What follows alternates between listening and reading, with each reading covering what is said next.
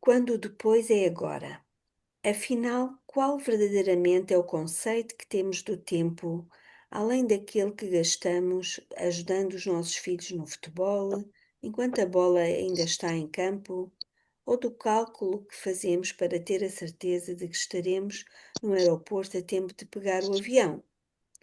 Será que tudo o que existe para evitar que as coisas ocorram simultaneamente são apenas os segundos que preenchem os minutos do dia, como afirma a citação de John Wheeler no início deste capítulo? Será que o tempo existe se ninguém sabe nada sobre ele?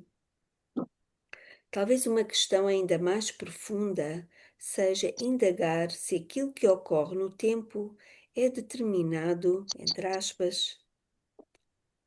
Será que os eventos do universo já estão inscritos numa linha do tempo que simplesmente se esgota juntamente com a nossa vida?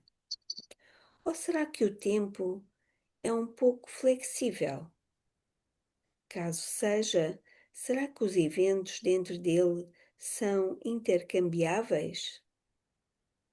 O raciocínio convencional sugere que o tempo somente avança num sentido, sempre para a frente, e que aquilo que tiver acontecido já ficou para sempre gravado no tecido espaço-temporal. Entretanto, as provas experimentais indicam que as nossas ideias sobre passado e presente podem não ser assim tão bem ordenadas. Não apenas o tempo move-se em dois sentidos, como Einstein postulou, como também parece que as escolhas que fazemos hoje podem realmente mudar o que aconteceu ontem. Houve um experimento em 1983 que foi elaborado justamente para testar essas possibilidades. Os resultados foram totalmente contrários ao que nos levaram a crer a respeito da passagem do tempo, e as implicações do experimento foram surpreendentes. Para fins dessa investigação, o físico John Wheeler propôs usar uma variação do famoso experimento da dupla fenda para testar os efeitos do presente sobre o passado. A seguir, encontra-se um breve resumo do experimento original descrito no capítulo 2. Uma partícula quântica, um fóton, foi disparada contra um alvo capaz de detectar as características do impacto, distinguindo se ocorrera como uma partícula de matéria ou se como uma onda de energia. Entretanto, antes que o alvo fosse alcançado, a partícula era obrigada a passar através de uma abertura na barreira. O mistério era que o fóton, de alguma forma, entre aspas, sabia que a barreira tinha uma fenda e quando ela tinha duas. Na presença de uma abertura única, a partícula viajava e chegava ao seu destino do mesmo modo que começara a jornada, como uma partícula. Entretanto, na presença de duas fendas, ainda que no início do experimento houvesse apenas a partícula, ela tinha o mesmo procedimento de uma onda de energia e passava através de ambas as fendas ao mesmo tempo, continuando a proceder como uma onda até chegar ao seu destino. Tendo-se em vista que os cientistas eram os únicos com conhecimento sobre as aberturas na barreira, de alguma maneira esse conhecimento prévio afetava o comportamento do fóton. A variação de Wheeler para o mesmo experimento incluiu uma diferença importante, imaginada para testar as suas ideias sobre o passado e o presente. O fóton seria observado apenas depois de ter passado através da barreira, mas mesmo assim, antes de chegar ao seu destino.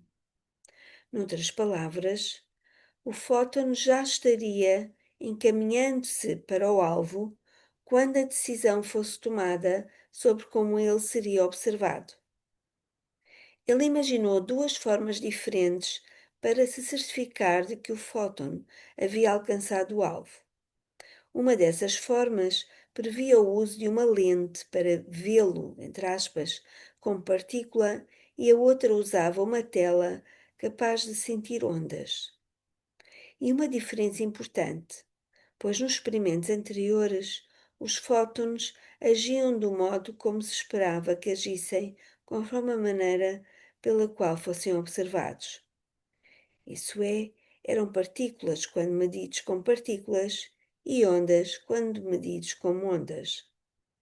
Dessa maneira, nesse experimento, se o observador escolhesse ver o fóton como partícula, as lentes estariam colocadas e o fóton passaria através de uma única fonte.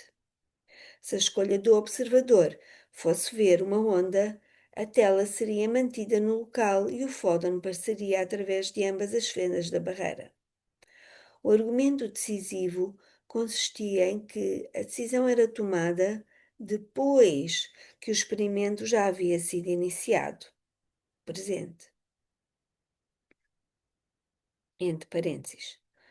Mas apesar disso, era capaz de determinar o comportamento da partícula quando o experimento tinha começado. Entre parênteses, passado. Wheeler chamou esse teste de experimento da escolha retardada. Baseado nesse tipo de investigação, aparentemente o tempo, como nós o conhecemos em nosso mundo físico, não tem efeito algum no domínio quântico da energia. Se uma escolha posterior determinar como alguma coisa aconteceu no passado, Wheeler propõe que o observador, abre aspas, possa optar por ficar sabendo da característica depois do evento já ter ocorrido. Fecha aspas. As implicações do que ele diz abrem a porta para uma possibilidade poderosa para as nossas relações com a passagem do tempo. Wheeler sugere que as escolhas que fazemos hoje podem, de facto, afetar diretamente as coisas que já aconteceram no passado. E se esse for o caso, isso poderia mudar tudo. E então, isso é verdade? Será que as decisões que tomamos agora influenciam ou até mesmo determinam o que já ocorreu? Todos já ouvimos gente sábia afirmar que temos o poder de transcender as mágoas mais profundas. Mas será que essa capacidade também nos possibilita reescrever o passado que levou àqueles acontecimentos? Dificilmente poderíamos esquecer-nos de que de como as coisas podem ficar embaralhadas pelo simples facto de formularmos uma questão como essa. Basta que nos lembremos do que aconteceu com o personagem principal, Marty McFly, no filme De Volta para o Futuro, protagonizado por Michael J. Fox, quando ele teve a oportunidade de fazer isso. Entretanto, imagina as possibilidades se nós pudéssemos, por exemplo, tirar lições das guerras mundiais do último século ou do nosso casamento que acaba de terminar e fazer escolhas, hoje, que impedissem o acontecimento de tais coisas.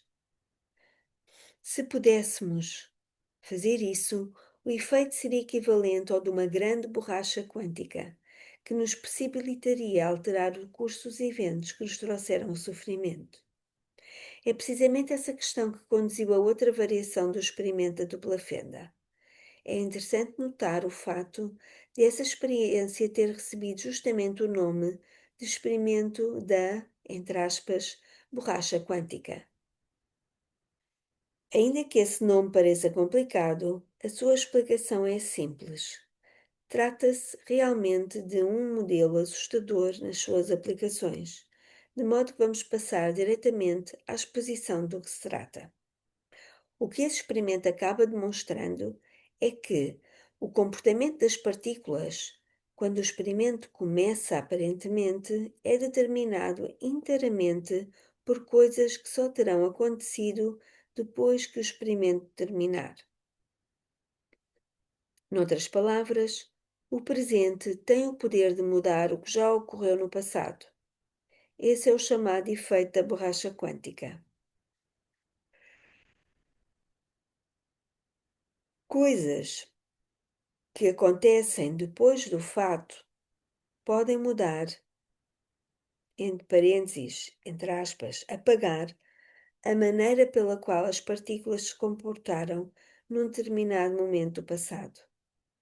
Coloca-se aqui uma pergunta óbvia. Esse efeito ocorre só com partículas quânticas? Ou também é válido para pessoas? Ainda que sejamos feitos de partículas, talvez a nossa consciência seja a cola que nos mantém acorrentados aos eventos que percebemos como realidade. Guerras, sofrimento, divórcio, pobreza e doença. Ou talvez aconteça outra coisa. Talvez já tenhamos mudado o nosso passado por termos aprendido com nossos erros. Talvez até façamos isso o tempo todo. Talvez seja tão comum esse fato de nossas decisões reverberarem retroativamente que isso pode estar ocorrendo sem percebermos, sem nem pensarmos duas vezes. Talvez o mundo que vemos hoje, malgrado a aparência que tenha, seja o resultado do que já captamos refletido pelo que já passou. Certamente é preciso pensar nisso tudo e, no momento, as pesquisas aparentemente apoiam essa possibilidade.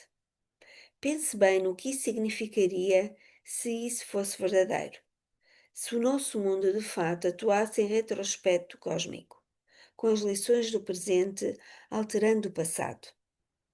No mínimo, isso significaria que o mundo que vemos hoje é o resultado do que já aprendemos.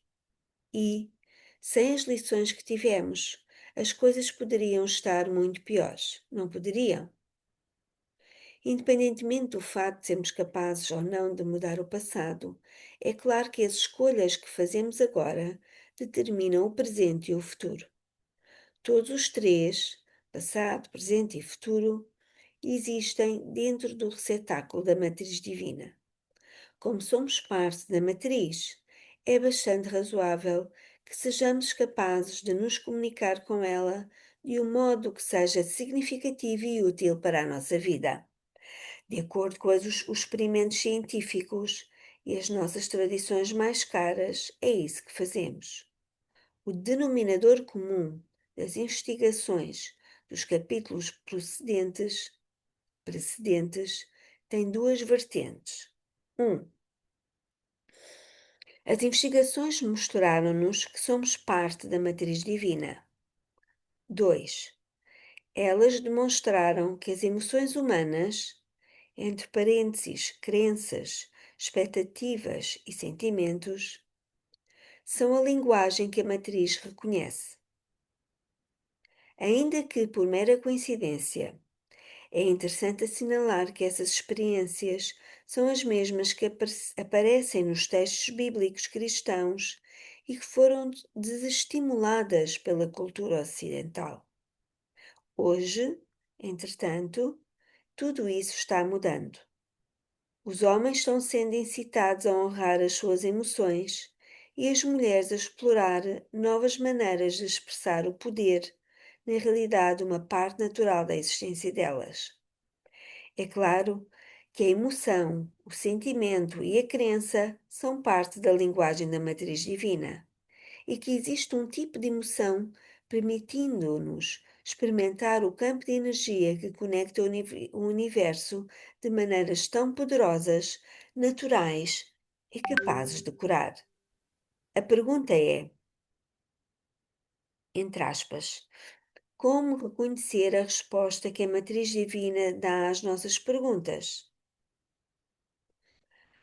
Admitindo que os nossos sentimentos, emoções, crenças e orações estejam fornecendo um código para as coisas quânticas do universo, o que então o nosso corpo, vida e relacionamentos estão nos dizendo sobre a nossa parte nessa conversação? Para responder a isso, precisamos reconhecer a segunda metade do nosso diálogo com o universo. Como entender então as mensagens vindas da matriz divina?